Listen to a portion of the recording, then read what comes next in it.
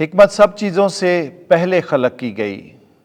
ہمارے لیے آج کی پہلی تلاوت یشوع بن سراخ کی کتاب، اس کا پہلا باب، اس کی پہلی 10 آیات مقدسہ۔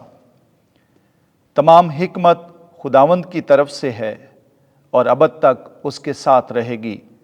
سمندر کی ریت اور بارش کی بوندوں اور ازلیت کے ایام کو کون شمار کرے گا؟ آسمان کی بلندی اور زمین کی وسعت اور غار کے عمق کو کون ناپے گا؟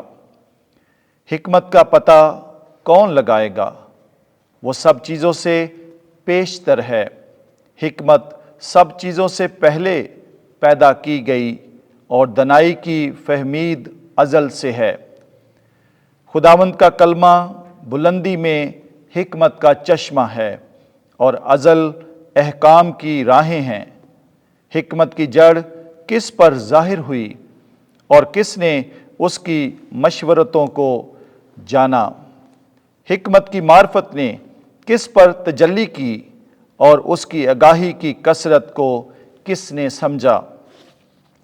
ایک ہی ہے جو دانش مند اور نہایت محیب اور اپنے تخت پر بیٹھنے والا ہے، یعنی خداوند، جس نے اسے پیدا کیا اور دیکھا اور شمار کیا، اور اس نے اس کو اپنی نعمت کے مطابق اپنی سب مصنوعات اور ہر بشر پر نازل کیا اور اسے اپنے پیار کرنے والوں کو بخشا۔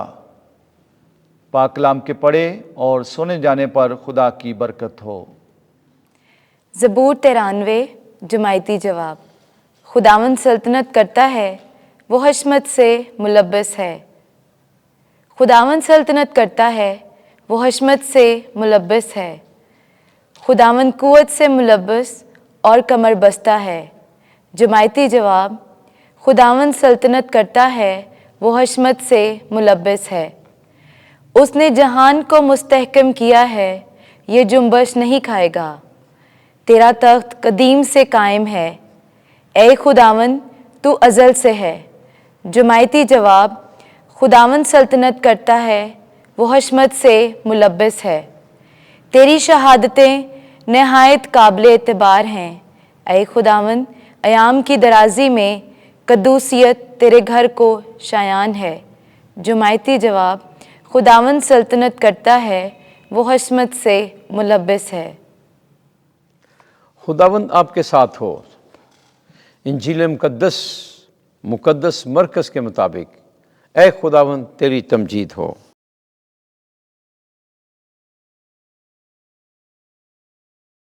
نواں باب 14 سے 29 آیت۔ میں اعتقاد رکھتا ہوں، میری کم اعتقادی کی مدد کر۔ اس وقت جب یسوع شاگردوں کے پاس آیا تو ان کے گردا گرد ایک بڑے ہجوم کو اور فقیوں کو ان سے بحث کرتے دیکھا، اور فوراً سب لوگ یسوع کو دیکھ کر نہایت حیران ہوئے اور ڈرے اور اس کی طرف دوڑ کر اسے سلام کیا۔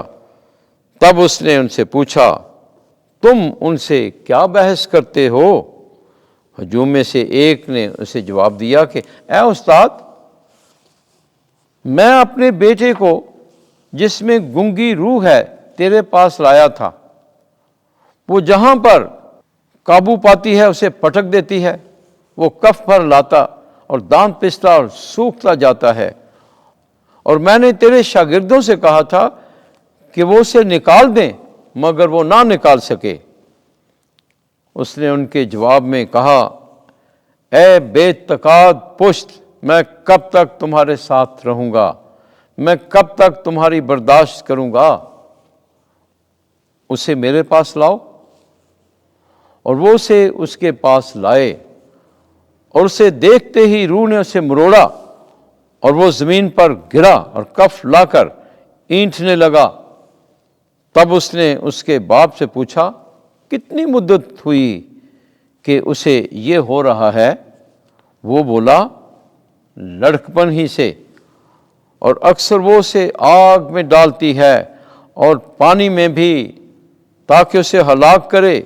سو اگر تجھ سے کچھ ہو سکے تو ہم پر ترس کھا کر ہماری مدد کر۔ پر یسوع نے اسے کہا کہ کیوں؟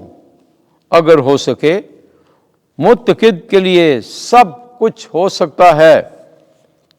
لڑکے کے باپ نے فوراً آنسوؤں کے ساتھ چلا کر کہا، میں اعتقاد رکھتا ہوں، تو میری کم اعتقادی کی بھی مدد کر۔ اور جب یسوع نے دیکھا کہ ہجوم دوڑ دوڑ کر جمع ہو رہا ہے تو اس ناپاک روح کو جھڑک کر اسے کہا، اے گنگی بہری روح، میں تجھے حکم دیتا ہوں، اس میں سے نکلا اور اس میں پھر کبھی داخل نہ ہو۔ وہ چلا کر اور اسے بہت انٹھا کر نکل آئی اور وہ مردہ سا ہو گیا، ایسا کہ اکثر نے کہا کہ یہ مر گیا ہے، مگر یسوع نے اس کا ہاتھ پکڑ کر اسے اٹھایا اور وہ اٹھ کر کھڑا ہوا۔ اور جب وہ گھر میں آیا تو اس کے شاگردوں نے پوشیدگی میں اس سے پوچھا کہ ہم اسے کیوں نہ نکال سکے؟ اس نے ان سے کہا کہ یہ جنس سوائے دعا اور روزے کے کسی طرح سے نکل نہیں سکتی۔